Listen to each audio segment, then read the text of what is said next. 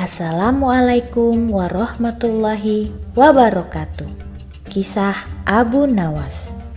Maling mana yang lebih pintar?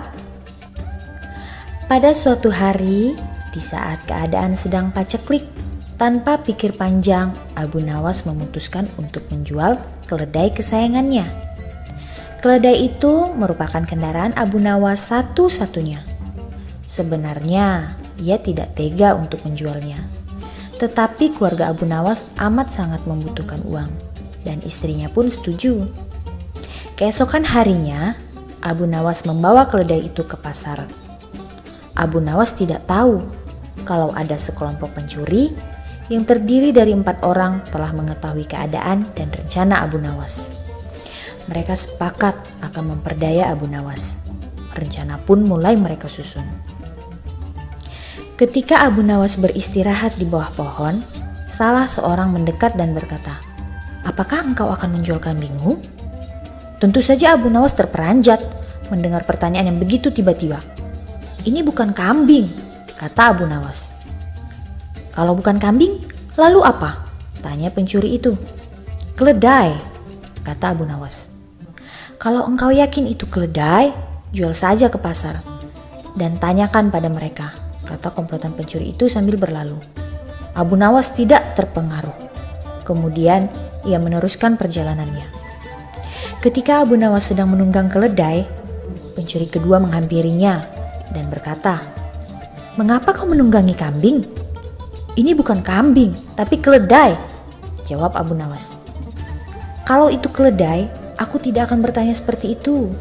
Dasar orang aneh, kambing kok dikatakan keledai." "Kalau ini kambing, aku tidak akan menungganginya," jawab Abu Nawas tanpa ragu.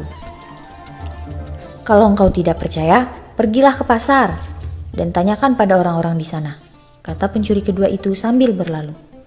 Abu Nawas masih belum terpengaruh dan ia tetap berjalan menuju pasar. Pencuri ketiga datang menghampiri Abu Nawas. "Hai Abu Nawas, akan kau bawa kemana kambing itu?" Kali ini Abu Nawas tidak segera menjawab. Ia mulai ragu. Sudah 3 orang mengatakan kalau hewan ini yang dibawa adalah kambing. Pencuri ketiga tidak menyia-nyiakan kesempatan. Ia makin merecoki otak Abu Nawas. "Sudahlah, biarpun kau bersikeras hewan itu adalah keledai, nyatanya itu adalah kambing. Kambing!" Abu Nawas berhenti sejenak untuk beristirahat di bawah pohon. Pencuri keempat melaksanakan strategi busuknya. Ia duduk di samping Abu Nawas dan mengajak tokoh cerdik ini untuk berbincang-bincang. "Wah, bagus sekali kambingmu ini," pencuri keempat membuka percakapan. "Kau juga yakin ini kambing?" tanya Abu Nawas. "Loh, sudah jelas sekali kalau hewan ini adalah kambing. Kalau boleh, aku ingin membelinya." "Berapa kau mau membayarnya?" tanya Abu Nawas. 3 dirham. Abu Nawas pun setuju. Setelah menerima uang dari pencuri keempat, kemudian Abu Nawas langsung pulang. Setiba di rumah, Abu Nawas dimarahi sama istrinya. "Jadi, keledai itu hanya engkau jual 3 dirham, lantaran mereka mengatakan bahwa keledai itu kambing?" Abu Nawas tidak bisa menjawab. Ia hanya mendengarkan ocehan istrinya dengan setia, sambil menahan rasa dongkol. Kini, ia baru menyadari kalau ia sudah diperdayai oleh komplotan pencuri yang menggoyahkan akal sehatnya.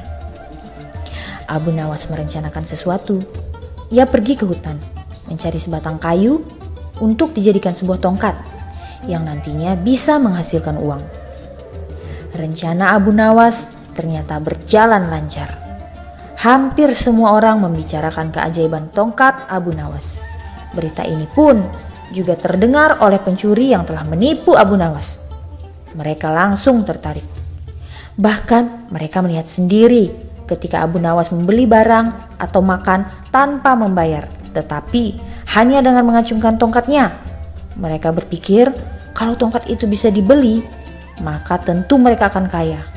Karena hanya dengan mengacungkan tongkat, mereka akan mendapatkan apa yang mereka inginkan. Akhirnya mereka mendekati Abu Nawas dan berkata, "Apakah tongkatmu akan dijual?" "Tidak," jawab Abu Nawas dengan cuek. Tetapi kami bersedia membeli dengan harga yang amat tinggi, kata mereka. Memang mau kalian beli berapa? Kata Abu Nawas pura-pura merasa tertarik. 100 dinar uang emas, kata mereka tanpa ragu-ragu. Tetapi tongkat ini adalah tongkat wasiat satu-satunya yang aku miliki, kata Abu Nawas, sambil tetap berpura-pura tidak ingin menjual tongkatnya. Dengar, dengan uang 100 dinar, engkau sudah bisa hidup enak, kata mereka makin penasaran. Abu Nawas terdiam beberapa saat. Sepertinya merasa keberatan sekali. Baiklah kalau begitu, kata Abu Nawas sambil menyerahkan tongkatnya. Setelah menerima 100 dinar uang emas, Abu Nawas segera melesat pulang. Para pencuri itu segera mencari warung terdekat untuk membuktikan keajaiban tongkat yang mereka baru beli. Selesai makan, mereka mengacungkan tongkat itu kepada pemilik kedai. Tentu saja pemilik kedai marah. Apa maksudmu mengacungkan tongkat itu padaku? Bukankah Abu Nawas juga mengacungkan tongkat ini dan engkau membebaskannya? Tanya pencuri itu. Iya benar. Tetapi engkau harus tahu bahwa Abu Nawas menitipkan sejumlah uang kepadaku sebelum makan di sini. Gila, ternyata kita tidak mendapat keuntungan sama sekali menipu Abu Nawas. Kita malah rugi besar, umpat para pencuri dengan rasa dongkol. Sekian cerita Abu Nawas hari ini. Nantikan kisah-kisah selanjutnya. Wassalamualaikum warahmatullahi wabarakatuh.